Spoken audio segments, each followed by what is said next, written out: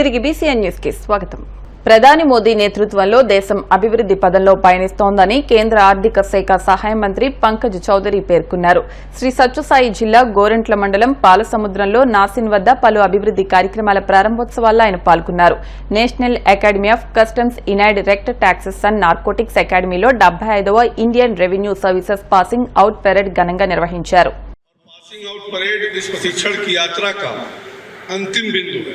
आज की passing out parade के बाद यहाँ उपस्थित सभी प्रतिभागी लोक सेवक के रूप में देश के अपनी सेवा देना प्रारंभ करें। आज यहाँ नासिन पालासमुद्रम के खूबसूरत कैंपस में भारतीय राजस्व सेवा सीमा शुल्क प्रत्यक्ष करके 75वें बैच के पासिंग आउट परेड में सम्मिलित होकर मुझे अत्यंत प्रसन्नता हो रही है। भारतीय राजस्व सेवा भारत की वित्तीय प्रशासन की रीढ़ है, जो प्रत्यक्ष करों के सुचारू प्रवाह को सुनिश्चित करती है, हमारे सीमाओं की सुरक्षा करती है। का ये महत्वपूर्ण योगदान आत्मनिर्भर भारत बनाने के लिए अत्यंत महत्वपूर्ण है। वर्तमान में हमारी अर्थव्यवस्था दुनिया में सबसे तेजी से बढ़ने वाली अर्थव्यवस्थाओं में से एक है। देश की अर्थव्यवस्था विभिन्न संस्थाओं के मजबूत संचालन पर निर्भर करती है। इसमें जीएसटी, कस्टम और अन्य अप्रत्यक्ष करों के प्रशासन में भारतीय राजस्व सेवा का योगदान अभूतपूर्व है। जीएसटी ने एक युग परिवर्तनकारी सुधार के रूप में देश की अप्रत्यक्ष कर प्रणाली को एक नया रूप दिया है। सीबीआईसी के अफसर्स एवं ऑफिशियल्स के अथक प्रयासों ने जीएसटी को सफल बनाया है। जीएसटी कर पालन को सरल बनाने, राजस्व हानि को रोकने और एक सहकारी संघवाद को बढ़ावा देने में अत्यंत सहायक है। साथियों, ये कहना उपयुक्त होगा कि कस्टम हमारे देश की आर्थिक सुरक्षा की पहली पंक्ति है। जैसे जैसे वैश्विक व्यापार का विस्तार हो रहा है, भारत के कस्टम अधिकारी न केवल कानून को लागू कर रहे हैं, बल्कि सुगम व्यापार को प्रोत्साहन भी दे रहे हैं। भारतीय राजस्व सेवा ने दक्षता और पारदर्शिता को बढ़ाने के लिए अत्याधुनिक टेक्नोलॉजी को अपनाने में भी अपनी अग्रणी भूमिका निभाई है। डेटा एनालिटिक्स से लेकर आर्टिफिशियल इंटेलिजेंस, ब्लॉकचेन आदि विभाग द्वारा लागू किए गए नए नए सुधारों ने वैश्विक स्तर पर मापदंड स्थापित किए हैं। जैसा ही आप अपना कार्यभार ग्रहण करेंगे, आपके पास इन प्रगतिशील सुधारों को लागू करने और आर्थिक ढांचे को और मजबूत करने का अवसर होगा। 2014 में जब से इस देश के प्रधानमंत्री श्री नरेंद्र मोदी जी बने हैं, देश की अर्थव्यवस्था की दशा और दिशा बदली है। आप सबको पता है कि हम विश्व की 5वीं सबसे बड़ी अर्थव्यवस्था बन गए हैं और तीसरी सबसे बड़ी अर्थव्यवस्था बनने की ओर अग्रसर है। माननीय प्रधानमंत्री जी जो एक महत्वपूर्ण लक्ष्य रखा है कि 2047 तक भारत को विकसित राष्ट्र बनाने का, और इस महान लक्ष्य में आप सबकी महत्वपूर्ण भूमिका होगी। आप ऐसे समय में सेवा में आए हैं जब विकसित भारत की नींव रखी जा रही है।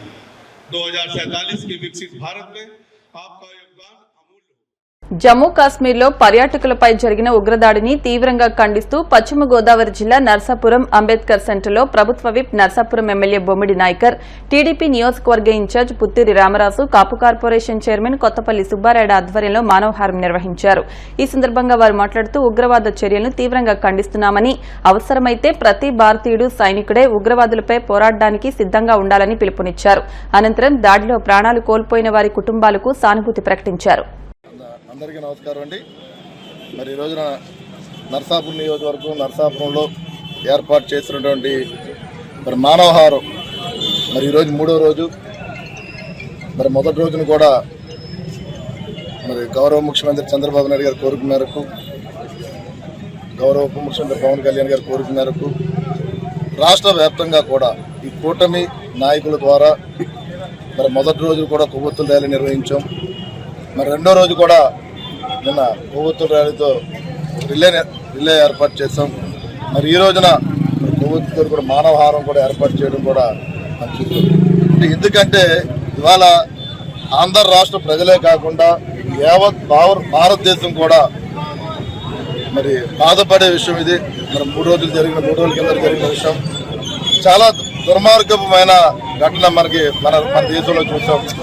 ఏంటంటే మరి ఏదైతే పహల్గామ్ లో జరిగినటువంటి మన భారతీయుల మీద ఉగ్రవాదులు చేసిన దాడికి నిరసనగా మన దేశమంతటా కూడా మరి రిలే నిరాహార దీక్షలు చేయడం కూడా మనందరం చూస్తున్నాం. చాలా దుర్మార్గపు చర్య ఇది. ఎందుకంటే పాకిస్తాన్ అవ్వచ్చు లేదా ఉగ్రవాదులు అవ్వచ్చు, ఇది ఒక పిరికి బంద మరి పనిగా మేము ఈ సందర్భంగా మేము తెలియజేస్తున్నాం. ఏదైనా మీకు ధైర్యం ఉంటే కనుక మీరు ఎదుర్కొనే పరిస్థితి ఉంటే ప్రజల మీద కాదు, అపంశుభం తెలియని ప్రజల మీద ఇలాంటి కార్యక్రమాలు చేయడం, ఇలాగ ప్రాణాలు తీసే పరిస్థితి తీసుకురాకూడదు. మీకు ఏదైనా ధైర్యం ఉంటే కనుక ఏదైతే గవర్నమెంట్తో కానీ వేరే రకంగా మీరు ప్రభుత్వం మీద పెట్టుకోవాలి తప్ప కానీ ప్రజల యొక్క ప్రాణాలని ఈ రకంగా తీసే పరిస్థితి తీసుకురాకూడదని చెప్పి ఈ సందర్భంగా మేము తెలియజేస్తున్నాం. జరిగిన మరి మన భారత ప్రధాని మోడీ గారు కూడా స్పందించి ఏదైతే పాక్ దేశస్తులకు సంబంధించినటువంటి నీరు విషయంలో కానీ అదేవిధంగా మరి ఇక్కడ ఉన్నటువంటి పాకిస్తాన్ ఉన్నటువంటి పౌరులు కూడా మరి వెంటనే వెళ్ళిపోవాల్సిందిగా కూడా టైం పెడతాం కూడా మనం చూసాం. అంటే ఏదైనా కానీ ఇవాళ భారతీయుల ప్రాణాలు మరి కోల్పోయిన పరిస్థితి వచ్చింది కాబట్టి దీనికి ఏదైతే ప్రభుత్వం ఉందో మరి మోడీ గారు కానీ ప్రభుత్వ కూటమిలో మేము ఎన్డీఏ భాగస్వాములుగా మేము కూడా మరి మోడీ గారు ఏ చర్యకు పాల్పడినా సరే పూర్తిగా ఎన్డీఏ కూటమి పూర్తిగా సహకరిస్తుందని చెప్పి ఈ సందర్భంగా తెలియజేస్తున్నాం. మేము అవసరమైతే కనుక ప్రతి ఒక్క భారతీయ పౌరుడు కూడా సైనికుల్లా పనిచేసి అవసరమైతే బోర్డర్లోకి వెళ్ళి ఎవరైతే సోల్జర్స్ ఉన్నారో వారందరికీ కూడా మనం కూడా వారితో సమానంగా ఏదైతే పాకిస్తాన్ అవ్వచ్చు ఉగ్రవాదులు అవ్వచ్చు వారిపై యుద్ధానికి వెళ్లే విధంగానే ప్రతి ఒక్క భారతీయుడు కూడా ముందుకు రావాలని చెప్పి ఈ సందర్భంగా మేము తెలియజేస్తున్నాం. మేము ఇటువంటి మాండకాండ జరగడం ఇది చాలా దురదృష్టకరమైన విషయం. కేవలం సమ్మర్ వెకేషన్స్ కి కుటుంబాలతో భార్యాభర్తలతో పిల్ల బాబులతో మరి కుటుంబాలతో అక్కడికి వెళ్ళి ఏదో సంతోషంగా 2-3 రోజులు గడుపుదామని వెళ్ళినటువంటి సందర్భంలో ముష్కర్ మొక్కలను వాళ్ళని దారుణంగా అమానుష్యంగా మరి 26 మందిని పొట్టన పెట్టుకోవడం అన్నది ఇది మరి క్షమించరానటువంటి విషయాన్ని సందర్భంగా తెలియపరుస్తున్నా. దీనికి మరి మన ప్రధానమంత్రి మోడీ గారు కానివ్వండి, మన ఆంధ్ర రాష్ట్ర ముఖ్యమంత్రి గౌరవనీయులు చంద్రబాబు నాయుడు గారు కానివ్వండి, లేకపోతే మన ఆంధ్ర రాష్ట్ర ఉప ముఖ్యమంత్రి గౌరవనీయులు శ్రీ పవన్ కళ్యాణ్ గారు కానివ్వండి, మొత్తం అందరూ కూడా ముక్త కంఠంతో అన్ని పార్టీలు ఈ పార్టీ ఆ పార్టీ గారు కాకుండా అన్ని పార్టీల వాళ్ళు కూడా ముక్త కంఠంతో దీన్ని తీవ్రంగా ఖండించడం. మరి చంద్రబాబు నాయుడు గారు పవన్ కళ్యాణ్ గారు అయితే ఎవరైతే మన ఆంధ్ర రాష్ట్రంలో ఈ ఘోర దాంట్లో బలయ్యారో వాళ్ళని ప్రత్యేకంగా వారి కుటుంబాన్ని స్వయంగా వెళ్ళి వాళ్ళని పరామర్శించి వాళ్ళకి ధైర్యం చెప్పి వాళ్ళకి అన్ని రకాలుగాను కూడా ప్రభుత్వ పరంగా అండగా ఉంటామని డైరెక్ట్ గా గౌరవ ముఖ్యమంత్రి చంద్రబాబు నాయుడు గారు ఉప ముఖ్యమంత్రి పవన్ కళ్యాణ్ గారు డైరెక్ట్ గా వెళ్ళి వారితోటి మాట్లాడి వారి కుటుంబాన్ని ఓదార్చి వారికి అన్ని రకాలుగా ప్రభుత్వం అండదండాలుగా ఉన్నటువంటి భరోసా ఇచ్చినటువంటి విషయాన్ని కూడా ఈ సందర్భంగా నేను మీ అందరికీ కూడా తెలియపరుస్తున్నా. మరి ఈ రోజున కూటమి తరపున మన నరసాపురం నియోజకవర్గంలో కూడా నిన్న కూడా పెద్ద భారీ ఎత్తున క్యాండిడేట్స్ ర్యాలీ అన్ని కూడా నిర్వహించడం జరిగింది. మరి ఈ రోజున కూడా మరి మరొకసారి ఈ తీవ్రమైనటువంటి సమస్యలు మరొకసారి అందరికీ కూడా ఇది ఇవ్వాలని, దాని యొక్క ప్రతిఘటించాలని, ఇటువంటి దుశ్చర్యలు భవిష్యత్తులో జరగకుండా ఉండాలని మరొకసారి ఈ రోజున కూడా దీని మీద ప్రత్యేక కూటమి ఉగ్రవాదంపై పోర్లో యావత్ భారతదేశం ప్రధానమంత్రి నరేంద్ర మోదీకి అండగా ఉంటుందని, పాకిస్తాన్పై ఎలాంటి చర్యలు తీసుకున్నా మోదీకి మద్దతు ఇస్తానని తెలంగాణ ముఖ్యమంత్రి రేవంత్ రెడ్డి అన్నారు. పహల్గామ్ ఉగ్రదాడిని నిరసిస్తూ హైదరాబాద్ లో నిర్వహించిన కొవ్వొత్తుల ర్యాలీలో ఆయన పాల్గొన్నారు. రేవంత్ రెడ్డితో పాటు పలువురు మంత్రులు, TPCC chief Mahesh Kumar Goud, Majlis party అధినేత అసదుద్దీన్ ఓవైసీ ర్యాలీలో పాల్గొన్నారు. ఈ సందర్భంగా రేవంత్ రెడ్డి మాట్లాడుతూ పాకిస్తాన్ ఉగ్రవాదులు దాడి చేయడం హేయమైన చర్య అని, 1971లో పాకిస్తాన్కు ఇందిరాగాంధీ గట్టిగా బుద్ది చెప్పారని గుర్తు చేశారు. మనం మరోసారి పాకిస్తాన్ ఓడించాలని, పీఓకేను భారత్లో కలపాలని అన్నారు.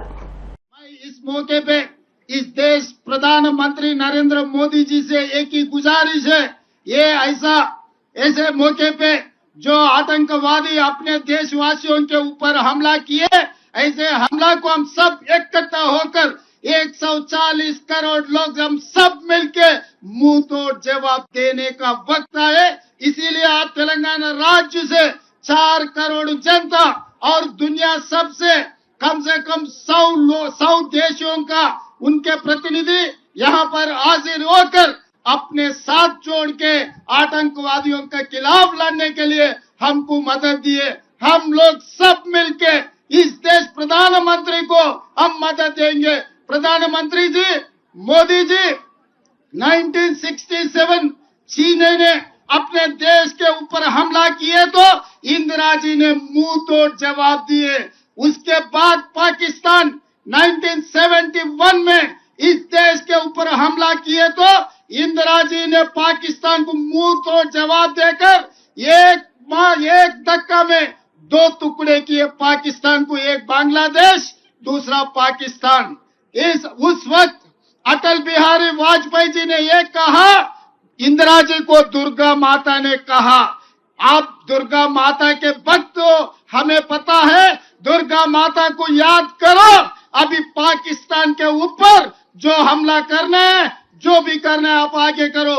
आज पाकिस्तान के खिलाफ कदम उठाना है, समझौता का समय नहीं है, मुंह तोड़ जवाब देना है। इसीलिए आप आगे बढ़ो, हम लोग आपके साथ में रहेंगे। 140 करोड़ भारतीय वासियों आपके साथ है। पीओके को तो पाकिस्तान को दो टुकड़ा करो, पाक ऑक्युपाइड कश्मीर हिंदुस्तान में मिला दो, हम साथ में रहेंगे। आप दुर्गा माता के भक्त हो ना, इंदिरा जी को याद करो। आज जो मुंह तोड़ जवाब आतंकवादियों को देने के लिए हम लोग यहाँ हैदराबाद शहर में, हम लोग नेकलेस रोड में यहाँ इकट्ठा हो गए। हम आपको मदद देंगे। अभी राजनीति करने का समय नहीं है, कोई पार्टी का नाम लेने का समय नहीं है। हम लोग इकट्ठा होना, हम लोग सब भारतवासियों ने 140 करोड़ लोग हम सब इकट्ठा होकर खड़ा होके ये आतंकवादियों को मुंह तोड़ जवाब देना। हम लोग आपके साथ में रहेंगे। हम लोग यहाँ से जो परिवार ने उनके भाई को, उनके पापा को जो खो गए, तेलंगाना सरकार ने आपको मदद देंगे। तेलंगाना सरकार आपके साथ देंगे, आपके परिवार को हम जो मदद देंगे। इसीलिए आज जितने भी दूर दूर देशों से यहाँ पर प्रतिनिधि लोग आए अपने मदद के लिए, सबको मैं शुक्रिया अदा करता हूँ। सब पार्टियों के पार्टी झंडा छोड़कर सब भारतवासियों बनकर नेकलेस रोड में आ गए, सबको धन्यवाद देना चाहता हूँ। मोदी जी कदम उठाओ, जो मुंह तोड़ जवाब दो आतंकवादियों को। धन्यवाद। జమ్మూ కాశ్మీర్లోని పహల్గాం ఉగ్రవాద దాడిని ఖండిస్తూ ఎంఐఎం అధినేత హైదరాబాద్ ఎంపీ అసాదుద్దీన్ ఓవైసీ వినూత్న రీతిలో నిరసన తెలిపారు. ప్రార్థనల కోసం మసీదుకు వచ్చిన వారికి అసాదుద్దీన్ ఓవైసీ స్వయంగా నల్ల బ్యాడ్జీలను పంపిణీ చేశారు. తాను కూడా చేతికి నల్ల బ్యాడ్జీ ధరించారు. పహల్గాం ఉగ్రదాడికి వ్యతిరేకంగా నిరసన తెలిపేందుకు అందరూ నల్ల బ్యాడ్జీలు ధరించాలని పిలుపునిచ్చారు.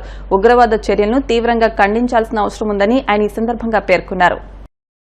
వార్తలు ముగించే ముందు ముఖ్యాంశాలు మరొకసారి. ఢిల్లీలో ఏపీ సీఎం చంద్రబాబు పర్యటన. అమరావతి పునర్నిర్మాణ పనుల ప్రారంభోత్సవానికి ప్రధాని మోదీని ఆహ్వానించిన చంద్రబాబు.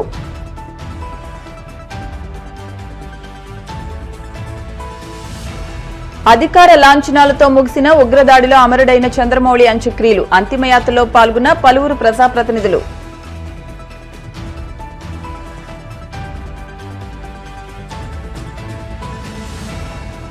గోవిందనామ స్మరణతో మారుమోగిన కోనసీమ తిరుమల. వాడపల్లి వెంకన్న దర్శనానికి పోటెత్తిన భక్తజనం. పహల్గాం దాడికి నిరసనగా హైదరాబాద్ లో కొవ్వొత్తులతో శాంతి ర్యాలీ. కలిసికట్టుగా ఉగ్రవాదంపై పోరాడాలని ముఖ్యమంత్రి రేవంత్ రెడ్డి పిలుపు. ఈ వార్తలు ఇంతటితో సమాప్తం. మరిన్ని వార్తల కోసం VCN digital YouTube channel, Facebook page ను ఫాలో అవ్వండి. అప్డేట్ వార్తల కోసం ప్లీజ్ సబ్స్క్రైబ్.